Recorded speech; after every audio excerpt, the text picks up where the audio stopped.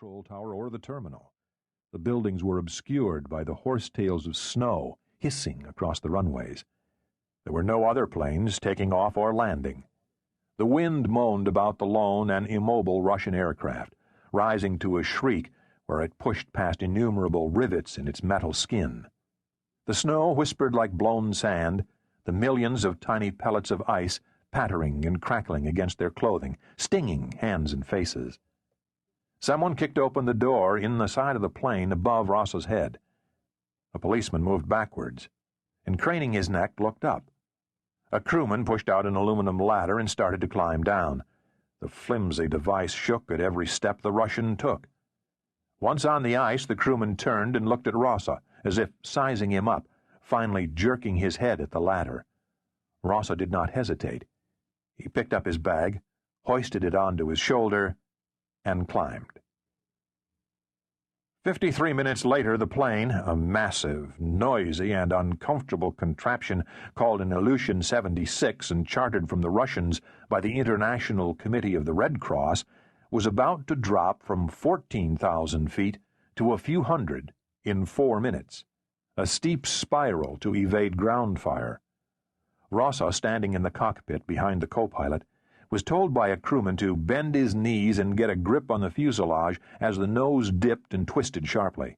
It felt to Rossa like a roller coaster, only a roller coaster was scary in a delicious sort of way because you knew you were safe at a fairground. Here you knew nothing of the sort. Every part of the metal flying machine seemed to be howling in protest. It was a wonder the huge wings weren't torn off. He could see them rocking and trembling. The passenger's luggage was doing its best to escape the netting securing it to the deck. Ross's stomach went into his throat, and he found himself gazing up instead of down at the crests of the snow-crusted hills around the city as they zigzagged toward the runway, standing on one wing, the horizon slipping to the vertical and back again the other way. Any moment there would be the heart-stopping belly flop, the scream of brakes, the roar of reversed engines, and the sudden silence as crew and passengers held their breath and listened for incoming from Serb lines. If the odds were infinitesimal, then how come so many people got hit? No, he told himself, riding on his toes, this is no time for asking questions of that nature. Not in this flying coffin. Be a modest blade of grass instead. Their papers checked and their pathetic bundles searched by UN police, the 6 tired, dispirited Bosnians were led out to the yard behind the terminal, waiting patiently in the mud to board a French armored troop carrier for the run through a Serb checkpoint 800 meters from the French bunker at the airport entrance. It was a half-hourly shuttle service. Always the Serbs, wearing paramilitary blue uniforms and carrying automatic weapons, demanded to check the passengers, and so far at least, the UN soldiers had always denied them the pleasure.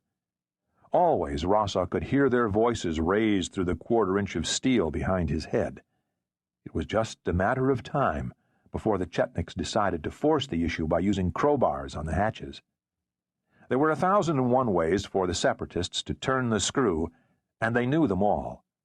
The detective hoped he wasn't traveling when it happened. He sat near the rear of the Panhard and glimpsed the wreck of the city's lone Bosnian T-55 tank in the ditch, red with rust, and its 105mm gun pointed impotently at a bruised gray sky, the muzzle choked with ice. He didn't have to come back, Rossa told himself. That tank made his heart sink every time he saw it.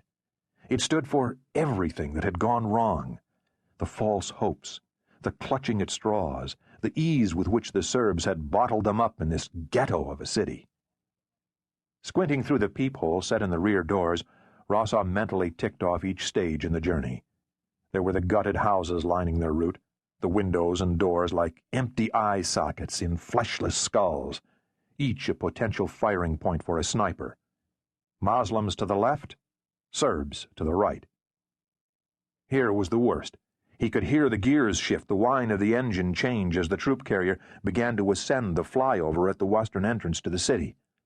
Frequently mortared, and where both sides played chicken with UN patrols by firing rocket-propelled grenades at them,